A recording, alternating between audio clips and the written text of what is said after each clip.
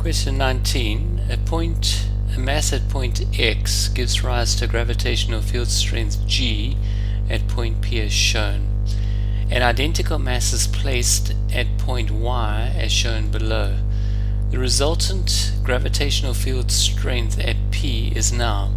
Now, at this case over here, we're going to get a G, a gravitational field strength there of G in that direction. So here we'll still have that G in that direction, but because it's a vector, Y will have also a gravitational field strength, but because it's further away, it's actually dependent on the r squared. You see this G is equal to the force divided by the mass, dependent on r squared. So the further you're away, the larger this r value, the smaller the G value will be. So it will actually be smaller in this direction, and so it will partly cancel it out. So it's going to be between G and 0.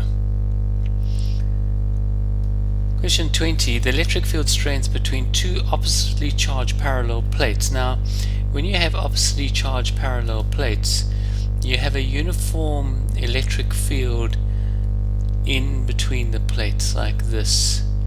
If this was, these should be straight lines down here like that. I can't draw very well with this pen.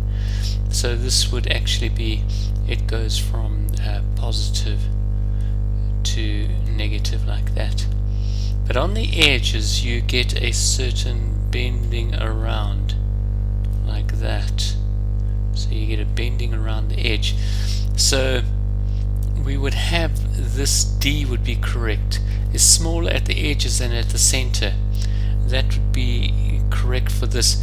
It actually in this part over here in the center we have, this is pretty uniform here, but at the edges you get some of this bending that's taking place, which actually decreases the strength of the electric field, and so that is why D would be the correct answer there.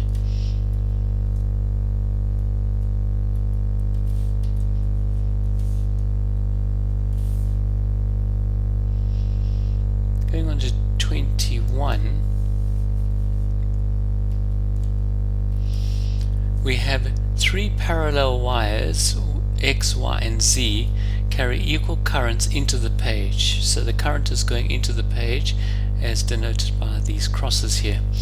Which arrow represents the direction of the magnetic force on wire Z or Z?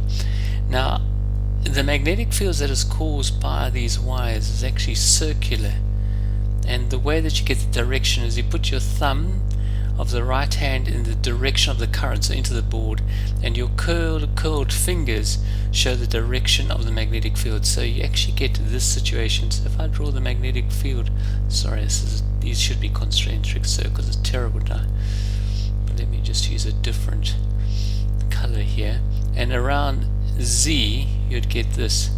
Sorry, my drawing is pathetic, but anyway, you sort of get the idea. So you would actually get, sorry, this wouldn't be in that direction, it's going to be in this direction, because you're going to get your curled fingers of the right hand with the thumb going in the direction of the current would be in this direction, and so you actually get a cancelling out here of your magnetic fields, but on the outside you actually will get an increase, and so the force on that wire Z will be in that direction, because you get a cancelling out of the magnetic fields in between the wires, and you actually get a strengthening on the outside. So if I drew a big circle around like this, this one over here would be going in that direction, the blue one also of Z would be going in that direction. So you actually get a strengthening there, weakening there, which forces these current carrying conductors towards each other. So C would be the correct answer for that one.